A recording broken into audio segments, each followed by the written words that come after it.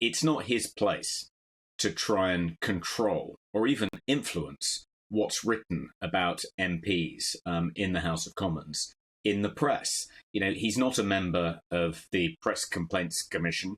He's not even the father of the House. He's the Speaker of the House. And for him to use the power that his office gives him to try and influence what's written about members of the House of Commons by the Mail on Sunday is a completely inappropriate use of that power. I mean, he made it clear. I think he realised that he'd overreached yesterday when he backpedaled a little bit and made it clear that he wasn't going to threaten to withdraw the political editor of the Mail on Sunday's lobby pass as a result of this story, or threaten to do so if any more similar stories appeared. But that threat is implicit. If you summon a newspaper editor and a political editor to your office to give them a carpeting about a story that's been written about an MP that you happen to disapprove of, the veiled threat there is that if this kind of behaviour doesn't change, the lobby pass will be withdrawn. And that's what makes it, I think, a completely inappropriate interference in the freedom of the press. Do you think this also smacks of double standards? That there seems to be huge moral outrage when anything's targeting an individual perceived to be on the left of politics, or in this instance, on the left of politics, when, frankly, all sorts of snide sneers and smears are made about people on the right, and we're all expected to not bat an eyelid? Yeah, I think that's definitely true.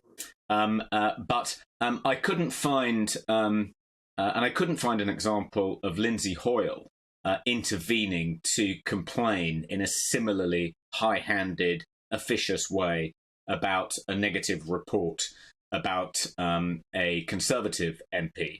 But in one respect, I think John Bercow has behaved better than Lindsay Hoyle. I mean, Lindsay Hoyle is John Bercow's superior in almost every respect. He radiates a calm authority. He's a bluff, convivial presence. He's not the irritant.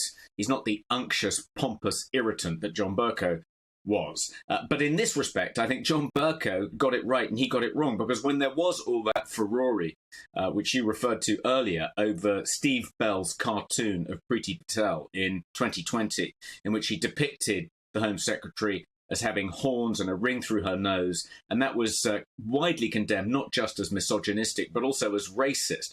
It was felt to be a reference to her Hindu heritage, to portray her as a sacred Hindu cow. I mean, all nonsense, but there was this huge confected outrage and pressure on John Bercow to intervene, and he didn't. I mean, now, that decision was probably made easier for him because it was about a Conservative Home Secretary and not a similar furore about something said about the Deputy Leader of the Labour Party. Who knows? He might have intervened in exactly the same way Lindsay Hoyle has, had that happen, but he didn't. And in that respect, I think he didn't make the same mistake that Lindsay Hoyle's made this week. Welcome to the GB News YouTube channel. You can watch us live 24 hours a day, catch up on your favourite shows, and join in the conversation in the comments below.